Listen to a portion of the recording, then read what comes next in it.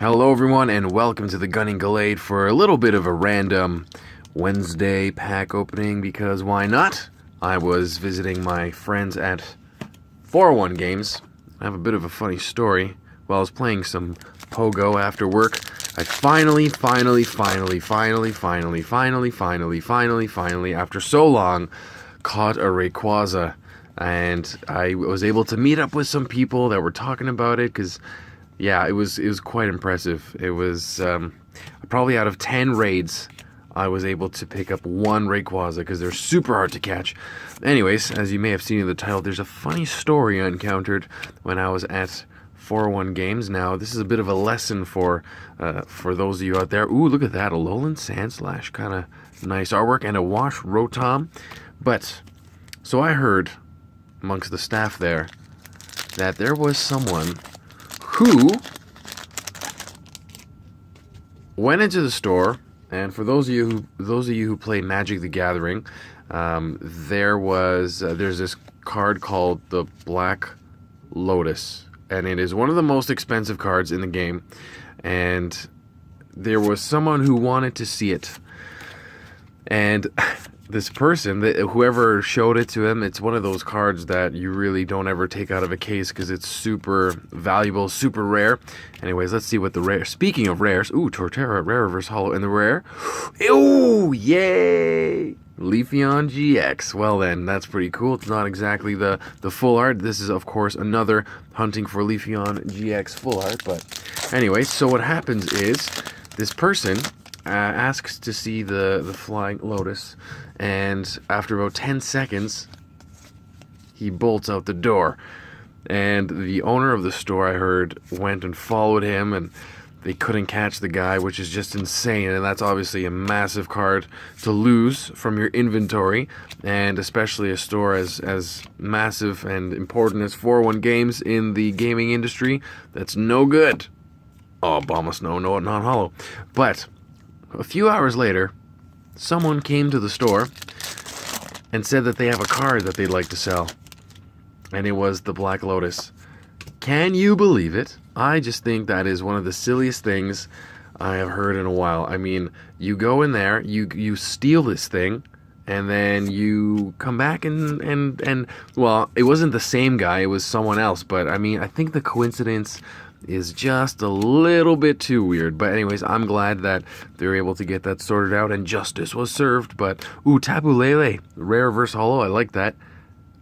Oh!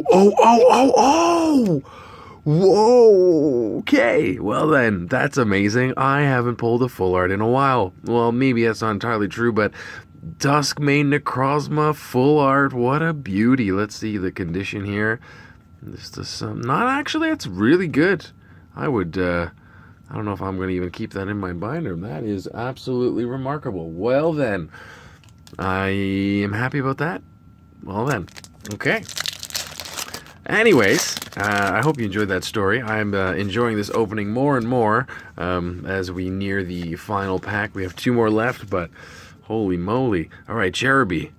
Knitting. I would love to know how to knit. Look at this little, my little pierogi here was made by Wonderland Gaming some time ago. I might have to give this Ampharos a little friend, still considering what that might be. Maybe an Espeon, maybe a Mudkip. I think Mudkip is pretty sweet, actually. I'm always a Trico fan from Gen 3. Trico is definitely my favorite starter from Gen 3. You may want to remember that. But essentially, I think that I found, maybe it's because I found a lot of Mudkips while playing Pokemon Go, but I actually, this little bugger kind of grew on me. Anyways, here we go. Magmar, Alolan Diglett, Sneasel. Just there with Volkner. Fire type energy, Manaphy. I love those crazy like apocalyptic artworks. Order Pad is the uncommon trainer card, and the rare, ooh, is a Shiinotic, which is quite exquisite indeed. Alright, well, let's take a look at the pulls. I think the pull game was pretty solid. I'm so tempted to get a box.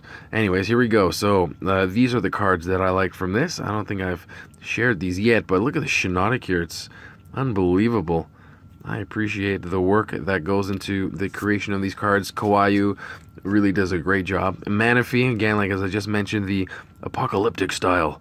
And while I know there's something to do with the game there, Tapu Lele is always a card, a Tapu that I really like. Sneasel, I really like this artwork. It's kind of crafty. It's unique. Torterra, of course, a rare reverse holo. It looks very realistic. What if this was the real world? You know, speaking of the real world, I remember when it was the year 2000. Now, I may sound like I'm kind of old, but I was like 10. Well, it was like December 31st, 1999. You know what I thought Y2K was? I thought Y2K was Pokemon were going to fall from the sky. And I remember after midnight, I was like, I just really want a Charmander. And you know what? It never happened. Anyways, here we go. These are the final 2 cards, the Leafeon, and of course this Duskmane Necrozma. Absolutely stunning. Very much enjoyed that, and I hope you did too. Anyways, please leave a like, a subscribe up there, or you can see another video, of course, and stay tuned for more coming at you as the week winds down. Until the next time, bye for now.